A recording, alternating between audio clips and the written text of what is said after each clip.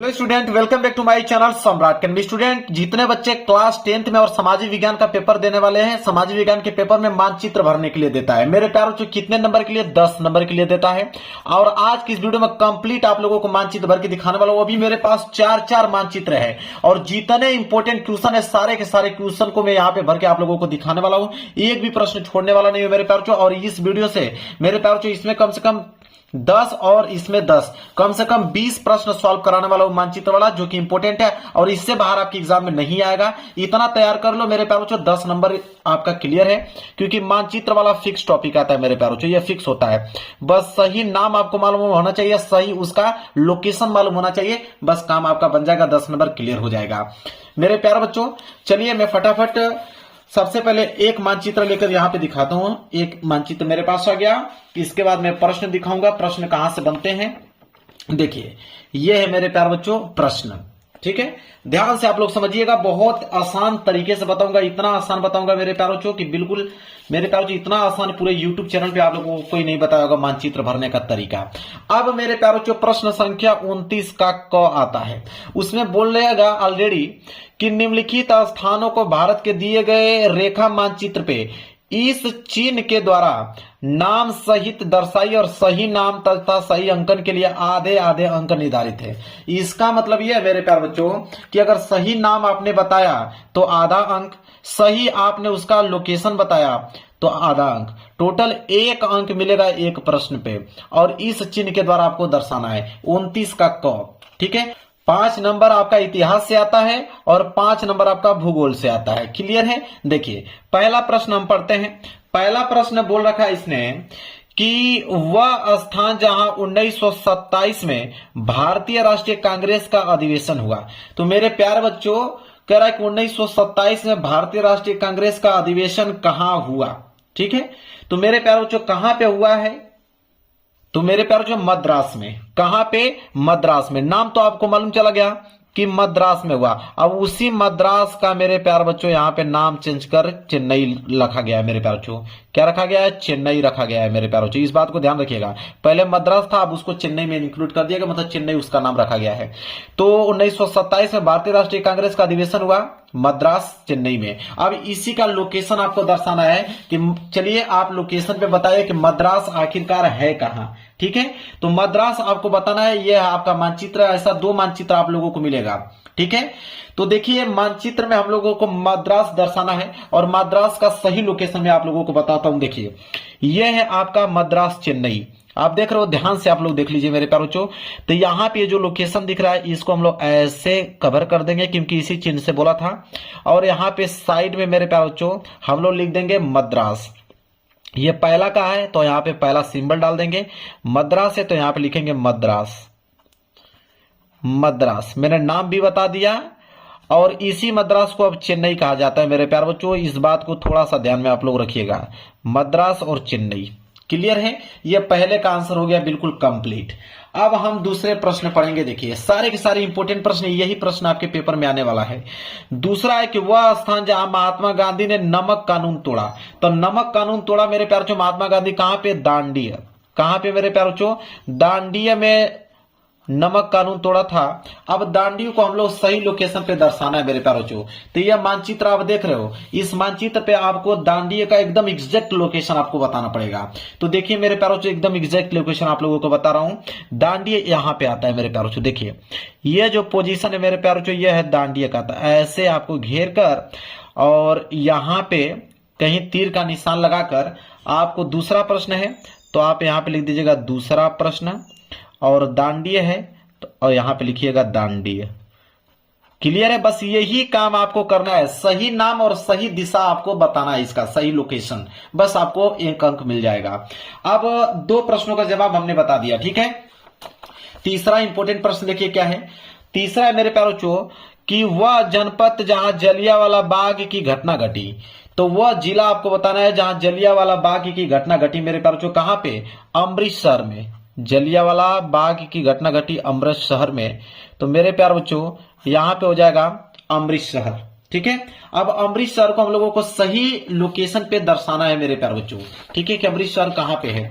तो अमृतसर की अगर हम बात करें तो चलिए अमृतसर का मैं लोकेशन आप लोगों को बताता हूं। देखिए अमृतसर का जो एग्जैक्ट लोकेशन है मेरे प्यारे बच्चों, आप देख सकते हो यहां पे बिल्कुल कॉर्नर में मेरे प्यारे बच्चों, यह जो है यह अमृतसर का लोकेशन है। बिल्कुल यहां इस तरह का सिंबल लगाकर मेरे प्यारे बच्चों, और आपको यही साइड में कहीं पे एरो का चिन्ह लगाकर, तीसरा प्रश्न था ना मेरे प्यारे बच्चों, तो आप यहां पे डालेंगे तीसरा प्रश्न, और तीसरा प्रश्न डालने के बाद अमृतसर यहां पे लिख देंगे, अमृतसर यहां पे आप लिख देंगे।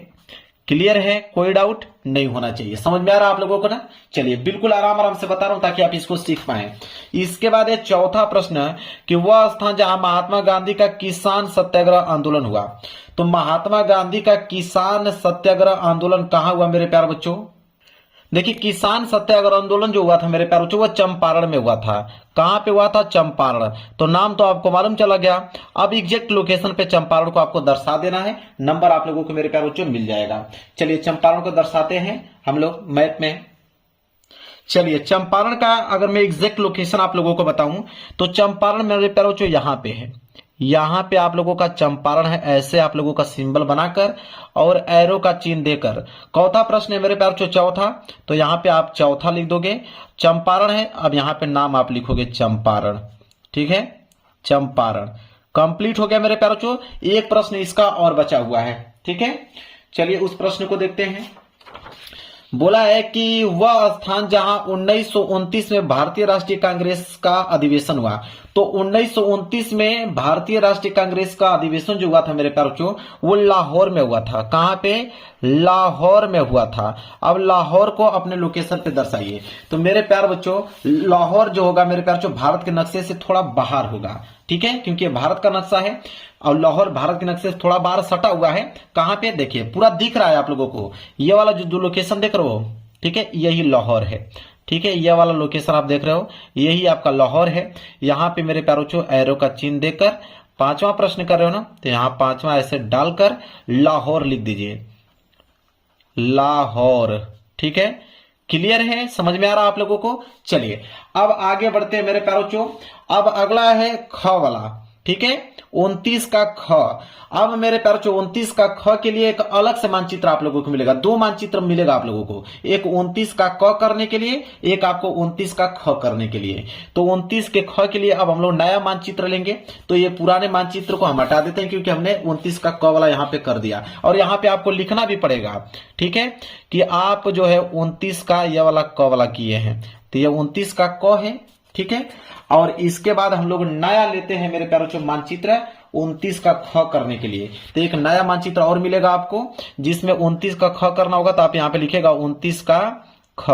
अब इसको भरिएगा मेरे प्यारे बच्चों। चलिए इसका प्रश्न देखते हैं कि इसका प्रश्न क्या है। देखिए बोला है कि दिए गए भारत के रेखा मानचित्र पर निम्नलिखित को दर्शाना है। कह रहा है कि पहला प्रश्न बोल रखा है इसने कि पश्चिम बंगाल का एक अभयारण्य इस चीन के द्वारा नाम सहित दर्शाइए। पश्चिम बंगाल का कोई एक अभयारण्य बताना है जो कि इस चीन के द्वारा लोकेशन पे आप लोगों को दर्शाना है मेरे प्यारे बच्चों। तो पश्चिम बंगाल का अभयारण्य की अगर हम बात करें तो वल्लभपुर, ठीक है, वल्लभपुर मेरे प्यारे बच्चों नोट कर लीजिए, क्या है? वल्लभपुर, ठीक है। अब मेरे प्यारे बच्चों इसी को हमें क्या करना है? लोकेशन पे दर्शाना है। तो ये नया मानचित्र आ गया, इसी पे हम लोगों को दर्शाना है कि वल्लभपुर है क्या, और चिन्ह बोला था कि वर्ग के चिन्ह से हमें दर्शाना है। चलिए इसका एग्जैक्ट लोकेशन हम लोग देखते हैं मेरे प्यारे बच्चों। तो इसका एग्जैक्ट लोकेशन यहाँ पे है, यहाँ पे आपको वर्ग बना देना है, और मेरे प्यारे बच्चों एरो का यहाँ पे चिन्ह देकर आप पहला प्रश्न कर रहे हो तो पहला प्रश्न यहाँ पे कर देना है।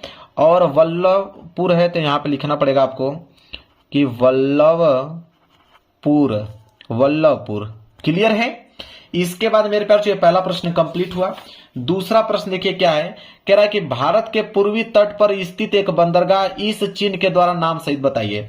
तो भारत के पूर्वी तट पर कोई एक बंदरगाह, तो पूर्वी तट पर एक बंदरगाह का नाम बताऊं मेरे प्यारे बच्चों, वह है आपका चेन्नई बंदरगाह, ठीक है, चेन्नई पोर्ट, उसका नाम ही वो है चेन्नई पोर्ट, ठीक है, चेन्नई पोर्ट उसका नाम है। और उसी को हमें दर्शाना है मेरे प्यारे बच्चों एग्जैक्ट लोकेशन पे, ठीक है, किस चिन्ह के द्वारा? ये जो त्रिभुज देख रहे हो इस चिन्ह के द्वारा। तो चेन्नई पोर्ट का लोकेशन अगर मैं बताऊं यही है, जो ये देख रहे हो यही है चेन्नई पोर्ट। तो यहां पे ऐसे कर ऐसे बना दीजिएगा, और एरो का चिन्ह देकर दूसरा प्रश्न है ना, तो दूसरा प्रश्न यहाँ पे ऐसे लिखकर चेन्नई पोर्ट यहाँ पे लिख दीजिएगा, चेन्नई पोर्ट, ठीक है, चेन्नई पोर्ट। इसके बाद मेरे प्यारों जो आगे बढ़ेंगे अगले प्रश्न की तरफ। अगला प्रश्न है तीसरा प्रश्न, देख लीजिए क्या है। तीसरा प्रश्न है कि राजस्थान की एक पर्वत श्रृंखला इस चिन्ह के द्वारा नाम सहित दर्शाना है, ठीक है। तो राजस्थान की एक पर्वत श्रृंखला जो है कि अरावली, आपको मालूम है अरावली, ठीक है, काफी बड़ा पर्वत श्रृंखला है मेरे प्यारों जो अरावली। अब अरावली को दर्शाना है, तो अरावली कहां पे मैं दिखाता हूं आप लोगों को, यह है मानचित्र अरावली की। अगर हम बात करें तो यहीं पे मेरे प्यारों, ये देख रहे हैं ये अरावली है। तो किस चीज से दर्शाना था, ऐसे करके था और ऐसे करके था, ठीक है। और यह आपका अरावली है, मतलब यह तीसरा प्रश्न आप कर रहे थे, यहाँ पे डाल दीजिएगा तीसरा प्रश्न का यह उत्तर है। और इसके बाद मेरे प्यारे बच्चों एरो का इस तरह का चिन्ह देकर यहाँ पे अरावली लिख दीजिएगा, अरावली, ठीक है। समझ में आ रहा आप लोगों को, अरावली, क्लियर है। चलिए आगे बढ़ते हैं। अगला प्रश्न देख लीजिए, चौथा है, कह रहा है कि ओडिशा का एक लौह अयस्क क्षेत्र इस चिन्ह के द्वारा नाम सहित दर्शाइए। तो ओडिशा का, ठीक है, ओडिशा का एक लौह अयस्क क्षेत्र, ठीक है, जो कि मेरे प्यारे बच्चों क्या है, तो वह है आपको लोगों का मयूरभंज, ठीक है। मयूरभंज मेरे प्यारे बच्चों जो कि ओडिशा में है, तो यहां पे लिखिएगा मयूरभंज, मयूरभंज, ठीक है। यह ओडिशा का एक लौह अयस्क क्षेत्र है जो कि इस चिन्ह के द्वारा लोकेशन पे दर्शाना है, ठीक है, मयूरभंज को। तो यह आपका आ गया मानचित्र। और मयूरभंज की अगर हम बात करें उसका एग्जैक्ट लोकेशन यहाँ पे मेरे प्यारों चो, तो कैसे दर्शाना था, ऐसे, और यहाँ पे इस चिन्ह के द्वारा दर्शाना था। तो इस तरह के मैंने चिन्ह यहाँ पे बना दिया मयूरगंज, ठीक है। अब यहाँ पे ऐसे कर कर यहाँ पे इसका नाम लिख दीजिए। चौथा है तो आप लिखेंगे यहाँ पे चौथा मयूरगंज, तो आप लिखेंगे मयूरगंज, ठीक है, मयूरगंज।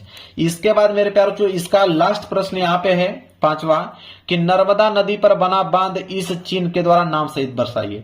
तो नर्मदा नदी पर कोई एक बांध, तो नर्मदा नदी पर बांध मेरे प्यारों जो है सरदार सरोवर बांध, आपको मालूम होगा सरदार सरोवर बांध, सरदार सरोवर बांध, यह है आपका नर्मदा नदी पे जो कि इस चिन्ह के द्वारा दर्शाना है। तो नर्मदा नदी का अगर मैं लोकेशन आपको बताऊं तो नर्मदा नदी का जो एग्जैक्ट लोकेशन है मेरे प्यारे बच्चों वो यहां पे है, यहां पे नर्मदा नदी है। तो ऐसे करना था और ऐसे करना था, उसका इस तरह का सिंबल बनाना है, एरो का चिन्ह दे देना है। पांचवा प्रश्न कर रहे हो तो पांचवा, और यहां पे लिखना पड़ेगा सरदार सरोवर बांध, सरदार सरोवर बांध। क्लियर है मेरे प्यारों, जो समझ में आ रहा है आप लोगों को, इससे बाहर आपके एग्जाम में नहीं आएगा। तो यहां तक मैंने बता दिया, ठीक है। चलिए इस पेपर का मैंने मानचित्र बता दिया, अब एक और पेपर में दिखाता हूं, उसका मानचित्र कराता हूं। चलिए मेरे प्यारों जो एक नया मेरे प्यारों बच्चों क्वेश्चन मैंने ले लिया यहां से दूसरे पेपर का, प्रश्न 9 का ए बोला है कि निम्नलिखित स्थानों को भारत के दिए गए रेखा मानचित्र पर चिन्ह के द्वारा नाम सहित आप लोगों को भरना है, और सही नाम तथा सही अंकन के लिए आधे आधे अंक जो है मेरे प्यारों वो निर्धारित है। देखिए पहला प्रश्न क्या बोल रखा है इसने, पहला प्रश्न बोला है कि वह स्थान जहां 1927 में भारतीय राष्ट्रीय कांग्रेस का अधिवेशन हुआ था। तो 1927 में भारतीय राष्ट्रीय कांग्रेस का अधिवेशन अभी हमने देखा कहां पे मेरे प्यारों मद्रास में, ठीक है, कहां पे हुआ था, मद्रास। अभी हमने उस वाले भी पेपर में इससे भी यही प्रश्न था, मैं बता रहा हूं ना, इससे बाहर आपके एग्जाम में नहीं आएगा। और मद्रास को चेन्नई इस समय कहा जा रहा है मेरे प्यारे बच्चों, तो उसी को दर्शाना है। चलिए तो ये नया मानचित्र मेरे पास आ गया, और 9 का ए है तो आपको यहां पे लिखना पड़ेगा कि 9 का आप ए कर रहे हो, और पहला प्रश्न का मद्रास आंसर है मेरे प्यारे बच्चों। तो मद्रास का एग्जैक्ट लोकेशन कहां पे है, यहीं पे, जो दिख रहा है बिंदी यही है मेरे प्यारे बच्चों। तो यहाँ पे ऐसे आपको कर देना है, और एरो का चिन्ह इस तरह लगाकर, पहला प्रश्न है ना, तो आप यहाँ पे लिखोगे पहला मद्रास, मद्रास, और इसी को मेरे प्यारे बच्चों चेन्नई कहा जा रहा है इस समय, क्या कहा जा रहा है, चेन्नई कहा जा रहा है मेरे प्यारे बच्चों, ठीक है। चलिए अब हम बात करेंगे दूसरे प्रश्न की तरफ। दूसरा प्रश्न है कि वह जनपद जहां जलियांवाला बाग की घटना घटी। तो जलियांवाला बाग की घटना उस वाले में था, यही प्रश्न मेरे प्यारे बच्चों, मतलब अमृतसर में, कहां पे, अमृतसर में। मैं बता रहा हूं ना कि इसी प्रकार का मेरे प्यारे बच्चों क्वेश्चन आ रहा है, ठीक है, इसी प्रकार के मेरे प्यारे बच्चों क्वेश्चन पूछा जा रहा है। तो वह जनपद जहां जलियांवाला बाग की घटना घटी अमृतसर में। चलिए अमृतसर देखते हैं मेरे प्यारे बच्चों। तो अमृतसर की अगर हम बात करें तो अमृतसर कहां पे है, यहां पे आइए, ऊपर आइए, ऊपर, यहां पे आइए, यह है आपका अमृतसर। ठीक है, ऐसे कर कर एरो का चिन्ह दे देना है। दूसरा प्रश्न कर रहे हो तो दूसरा प्रश्न ऐसे कर देना है। अमृतसर है तो यहां पे डालेंगे आप अमृतसर। क्लियर है, समझ में आ रहा है आप लोगों को? दो प्रश्न तो उसी में से मैच कर दिया। इसके बाद देखिए यहां पे है, कह रहा है कि वह स्थान जहां असहयोग आंदोलन का कार्यक्रम स्वीकार किया गया, तो वह स्थान जहां असहयोग आंदोलन का कार्यक्रम स्वीकार किया गया मेरे प्यारे बच्चों, कहां पे? नागपुर में। यह क्वेश्चन चेंज आ गया, नागपुर में मेरे प्यारे बच्चों। तो नागपुर को चलिए दर्शाते हैं। तो नागपुर का जो एग्जैक्ट लोकेशन होगा मेरे प्यारे बच्चों, वो कहां पे होगा? देखिए, नागपुर का एग्जैक्ट लोकेशन यहां पे है, यह जो है नागपुर में है, यहां पे ऐसे करना है और एरो का चिन्ह यहां तक देना है। और तीसरा प्रश्न कर रहे हो ना, तब तीसरा इस तरह हेडिंग डाल लेना इस पे। और नागपुर तो यहां पे लिखेंगे आप नागपुर, नागपुर। क्लियर है, समझ में आ रहा है आप लोगों को? चलिए आगे बढ़ते हैं अगले प्रश्न की तरफ। अगला प्रश्न देख लीजिए क्या है। अगला प्रश्न है मेरे प्यारे बच्चों कि वह जनपद जहां चौरी चौरा कांड हुआ, तो चौरी चौरा कांड मेरे प्यारे बच्चों कहां हुआ? मेरे प्यारे बच्चों गोरखपुर में। तो यहां पे लिखेंगे गोरखपुर। चौरी चौरा कहां पे है? गोरखपुर में मेरे प्यारे बच्चों। चलिए गोरखपुर का हम लोकेशन देखते हैं, चौरी चौरा। तो देखिए गोरखपुर का अगर लोकेशन की अगर हम बात करें, यहां पे है मेरे प्यारे बच्चों। ये जो लोकेशन आप देख रहे हो, ठीक है, ये लोकेशन यही है आपका चौरी चौरा। ठीक है, तो यहां ऐसे कर देना है। और चौथा प्रश्न है, चौथा है, तो चौथा प्रश्न यहां पे डाल देना है चौरी चौरा। यहां पे लिख दीजिएगा इस तरह कि चौरी चौरा, और कोष्टक में मेरे प्यारे बच्चों लिख दीजिएगा गोरखपुर, गोरखपुर। इस तरह कोष्टक में आप लोगों को लिख देना है ताकि एग्जामिनर और अच्छे से बेहतर समझ पाए। इसके बाद है अगला प्रश्न, देख लीजिए। अगला प्रश्न है कि वह स्थान जहां नील की खेती करने वाले किसानों का आंदोलन हुआ, तो नील की खेती करने वाले किसानों का आंदोलन हुआ चंपारण, जो कि बिहार में है। ठीक है, चंपारण, चंपारण जो कि बिहार में पड़ता है मेरे प्यारे, जस्ट उसी के बगल में देखिएगा यह आपका गोरखपुर और जस्ट उसी के सटे हुए आप लोगों का चंपारण यहाँ पे। ठीक है, यह है, यह वाला लोकेशन आपका चंपारण बिहार है मेरे प्यारे। तो इस पे आप लोगों का इस तरह एरो का चिन्ह यहाँ पे बना लेना है। एरो का चिन्ह बनाने के बाद मेरे प्यारे बच्चों पांचवा यहाँ पे डाल लेना है और यहाँ पे चंपारण लिखना है, चंपारण। और कोष्टक में आप लिख दीजिएगा बिहार, क्योंकि बिहार में पड़ता है चंपारण। ठीक है, बिहार। ठीक है, पांचों प्रश्नों को उत्तर मैंने बता दिया। चलिए अब आएगा 9 का मेरे प्यार बच्चों। चलिए अब आ गया मेरे पास 9 का बी। 9 के बी के लिए देखिए नया मानचित्र मैंने ले लिया और यह 9 का बी यहां से प्रश्न स्टार्ट हो गया। देखिए 9 के बी में एक दिए गए रेखा मानचित्र पर निम्नलिखित को दर्शाना है।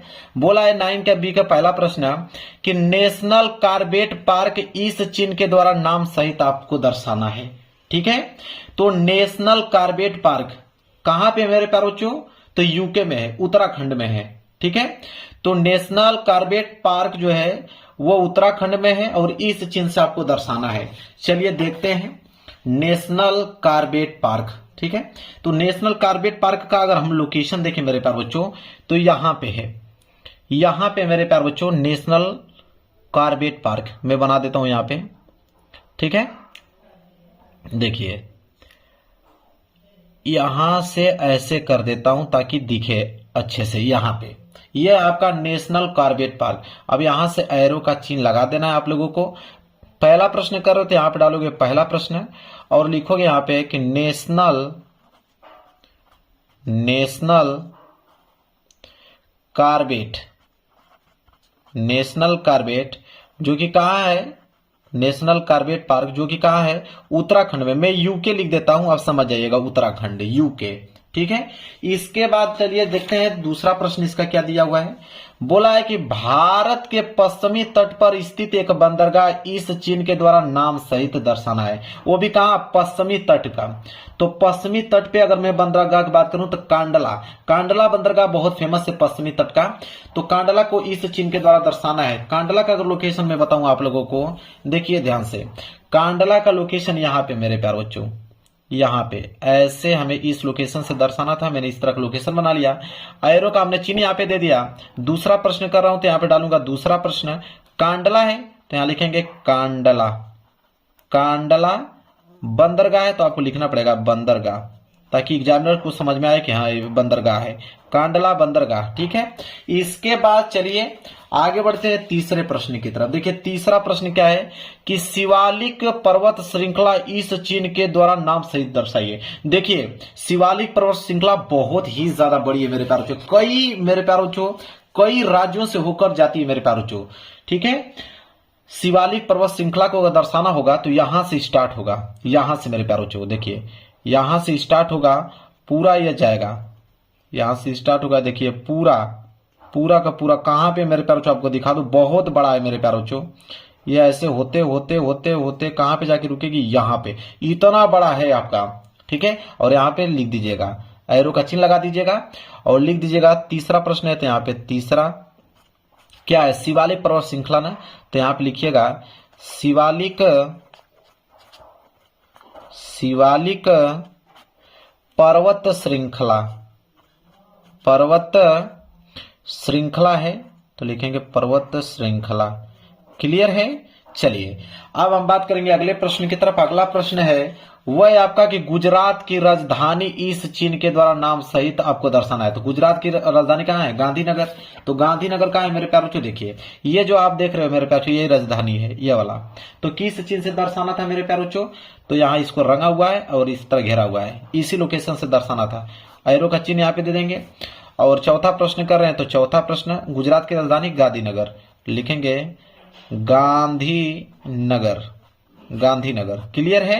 चलिए अब मेरे प्यारों इसका लास्ट प्रश्न हम लोग देखेंगे कि भारत के एक प्रमुख कोयला क्षेत्र, तो एक प्रमुख कोयला क्षेत्र बोकारो। ठीक है, बोकारो सबसे प्रसिद्ध है मेरे प्यारों। तो बोकारो का लोकेशन हम लोग दिखा देते हैं। देखिए कोयला क्षेत्र वो हो जाएगा मेरे प्यारों यहाँ पे किस चिन्ह के द्वारा दर्शाना था, तो यहाँ पे ऐसे सी बना है, फिर इसको यहाँ पे घेरा गया है मेरे प्यारों। ये लोकेशन है बोकारो का। ऐसे कर देंगे हम लोग। पांचवा प्रश्न है तो यहाँ डालेंगे पांचवा प्रश्न बोकारो, लिखेंगे बोकारो। ठीक है, कोयला खान, बोकारो कोयला खान है मेरे प्यारे बच्चों, जो कि कहां पे मेरे प्यारे बच्चों, तो ये आपका झारखंड में, कहां पे, झारखंड में। तो यहाँ पे ZH लिख देता हूं, समझ जाइएगा झारखंड। अब मेरे प्यारे जो टोटल मैंने यहाँ पे 20 प्रश्न आप लोगों को बता दिया।